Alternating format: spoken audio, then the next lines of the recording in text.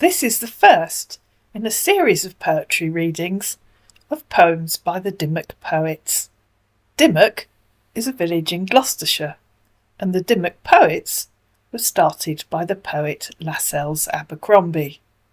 It's well documented online that the 6 Dymock Poets, Lascelles Abercrombie, Robert Frost, Edward Thomas, Rupert Brooke, Wilfrid Gibson and John Drinkwater, lived in and around the village of Dymock for 3 or 4 years before the start of the First World War. What isn't so widely known is that the reason that they came to be there is because Lascelles Abercrombie's sister Ursula rented Helen's in Muchmarcle. Helen's is a historic house. If you haven't been there, you really should. It's fascinating, and I'll leave the link to their website in the description box below. Lascelles rented a house, Monk's Walk Cottage in Muchmarcle, for around 6 months. The cottage burned down a few years ago. He then moved to the small hamlet of Ryton on the outskirts of Dymock, and that, I believe, is when his friends came to join him, all renting houses in and around the same area. So I'm going to make a series of videos reading poems by all 6 of the Dymock Poets. We'll start with a poem called Ryton Firs by Lascelles Abercrombie. The Dream. All round the knoll, on days of quietest air, secrets are being told, and if the trees speak out, let them make uproar loud as drums. 'Tis secrets still, shouted instead of whispered. There must have been a warning given once. No tree, on pain of withering and sawfly, to reach the slimmest of his snaky toes into this mounded sword and rumple it. All trees stand back. Taboo is on this soil. The trees have always scrupulously obeyed. The grass, that elsewhere grows as best it may under the larches, countable long nesh blades, here in clear sky pads the ground thick and close as wool upon a Southdown wether's back, and as in Southdown wool your hand must sink up to the wrist before it find the roots. A bed for summer afternoons, this grass, but in the spring not too soft entangling for lively feet to dance on when the green flashes with daffodils. From Marcle Way, from Dymock, Kempley, Newent, Bromsbarrow, Redmarley, all the meadowland daffodils seem running in golden tides to Ryton Firs, to make the knot of steep little wooded hills their brightest show. Oh, bella eta doloro!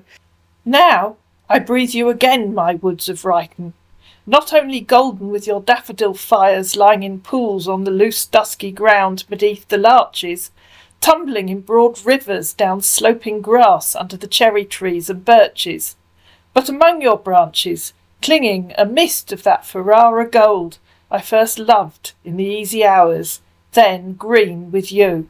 And as I stroll about you now, I have accompanying me, like troops of lads and lasses chattering and dancing in a shining fortune, those mornings when your alleys of long light and your brown rosin-scented shadows were enchanted with the laughter of my boys. The voices in the dream. Follow my heart, my dancing feet. Dance as blithe as my heart can beat. Only can dancing understand what a heavenly way we pass, treading the green and golden land, daffodillies and grass. I had a song too on my road, but mine was in my eyes.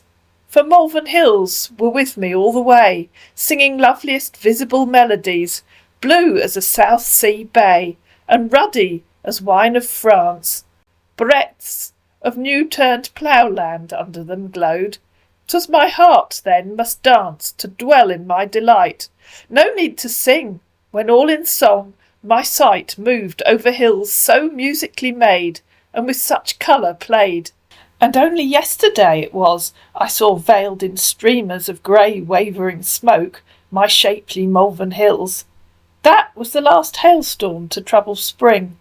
He came in gloomy haste, pushed in front of the white clouds quietly basking. In such a hurry, he tripped against the hills, and stumbling forward, spilt over his shoulders all his black baggage held, streaking downpour of hail, then fled, dismayed, and the sun, in golden glee, and the high white clouds laughed down his dusky ghost. For all that's left of winter is moisture in the ground. When I came down the valley last, the sun just thawed the grass and made me gentle turf, but still the frost was bony underneath. Now moles take burrowing jaunts abroad, and ply their shovelling hands in earth as nimbly as the strokes of a swimmer in a long dive under water. The meadows in the sun are twice as green, for all the scatter of fresh red mounded earth, the mischief of the moles. No dullish red Gloucestershire earth new delved in April, and I think shows fairest where these rummaging small rogues have been at work. If you'll look the way the sunlight slants, making the grass one great green gem of light, bright earth, crimson, and even scarlet, everywhere tracks the rambling underground affairs of moles, though 'tis but Kestrel Bay looking against the sun. But here's the happiest light can lie on ground, grass sloping under trees, alive with yellow shine of daffodils. If quicksilver were gold, and troubled pools of it shaking in the sun, it were not such a fancy of bickering gleam as Ryton daffodils when the air but stirs, and all the miles and miles of meadowland the spring makes golden ways lead here, for here the gold grows brightest for our eyes, and for our hearts lovelier even than love. So here, each spring, our daffodil festival. How smooth and quick the year spins me the seasons round! How many days have slid across my mind since we had snow pitying the frozen ground? Then winter sunshine cheered the bitter skies. The snow, reluctantly obeying lofty winds, drew off in shining clouds, wishing it still might love with its white mercy the cold earth beneath. But when the beautiful ground lights upward all the air, noon thaws the frozen eaves, and makes the rime on post and paling steam silvery blue smoke in the golden day. And soon, from loaded trees in noiseless woods, the snows slip thudding down, scattering in their trail bright icy sparkles through the glittering air. And the fir branches, patiently bent so long, sigh as they lift themselves to rights again.